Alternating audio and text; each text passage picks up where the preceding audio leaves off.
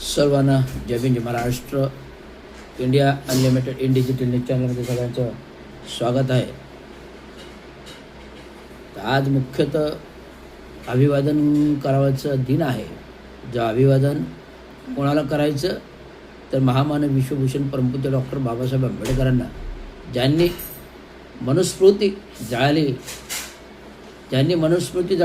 आणि मनुस्मृती क्रांती केली. तो क्रांतिकारी दिन म्हणजे 25 डिसेंबर असा आहे. आज ख्रिश्चन बांधवांचा येशू ख्रिस्ताचा दिवस आहे.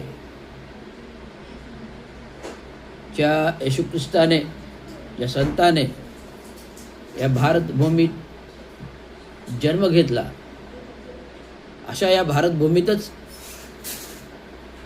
14 रत्नांचा जन्म झाला. जो जन्म झाला तो समाजातील अंधकार दूर करण्यासाठी. येशू ख्रिस्तांचा जन्म झाला जो समाजातील अन्याय अत्याचार ख्रिश्चन बांधवांचा असेल की आणखी कुठल्या सामाजिक बांधवांचा असेल, जेव्हा पृथ्वी तलावरती एक परिविंसा अन्याय अत्याचाराची वाढते, तेव्हा वरून दैवी चमत्कार घडतो आणि येशू ख्रिस्तासारखे पृथ्वी तलावर जन्म घेतात. समाज क्रांती परिवर्तनासाठी भले शरीराला खेळ ठोकले जातात, अंगातून भळाभळा रक्त वाहतं, शरीराला खेळ ठोकले जातात. ती व्यक्ती दैवत्व घेऊन आलेली असते. त्यामुळे अशा अन्याय अत्याचारांचे खेळांचे ठोके कितीही मारले तरी अशा महान पुरुषांना ते टोचत नसतात. कारण ते दिव्य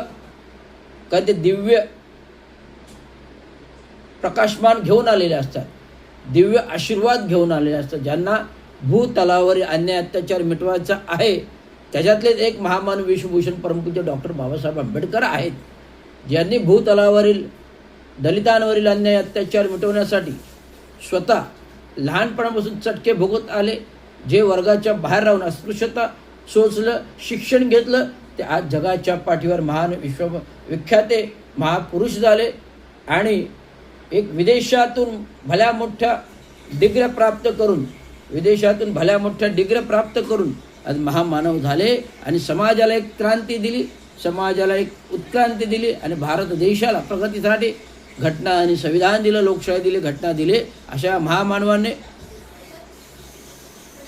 महिलांना अधिकार प्राप्तीसाठी हिंदू कोड बिल मंजूर केलं. हिंदू कोड बिल जेव्हा सरकारने फेटाळलं होतं, तेव्हा ह्याच बाबासाहेब आंबेडकरांनी आपल्या मंत्रिपदाचा त्याग केला आणि मनुस्मृतीचं दहन केलं.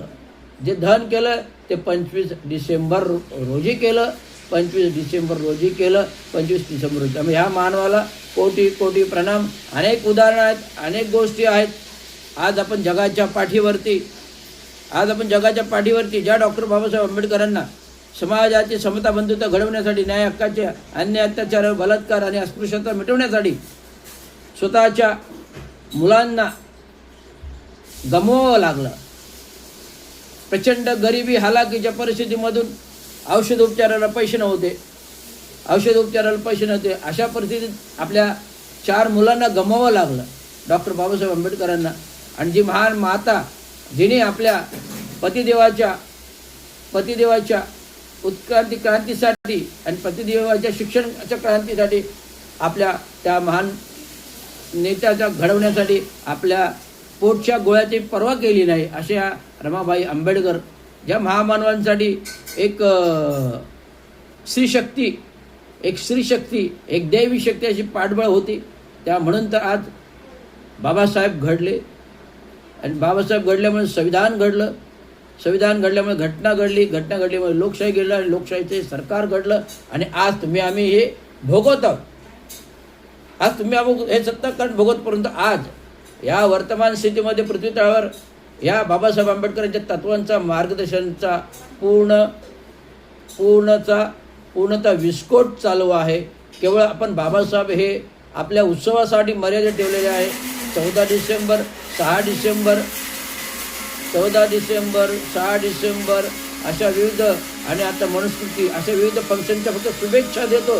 क्रांती काही नाही, क्रांती शून्य, क्रांती शून्य, क्रांती शून्य. फक्त आपण बाबासाहेब आंबेडकर 14 एप्रिल 6 डिसेंबर काळाराम मंदिर प्रवेश, चौदार तळे आणि मनुस्मृती यांच्या शुभेच्छा देण्यासाठी फक्त त्यांचा उपयोग करतो आणि उत्सव करतो. एवढंच आपली क्रांती. पण समाज क्रांती शून्य आहे, समाज क्रांती शून्य आहे. कुठेतरी क्रांती घडवण्यासाठी रविराज रवींद्र सांगो शिंदे, संविधान रक्षक, कायदा रक्षक, आरक्षण रक्षक, ब्लू पॅन्थर महाराष्ट्राचा श्रेय, भारताचा रक्षक, भारताचा अग्निअस्त्र, जीव गेला तरी 72.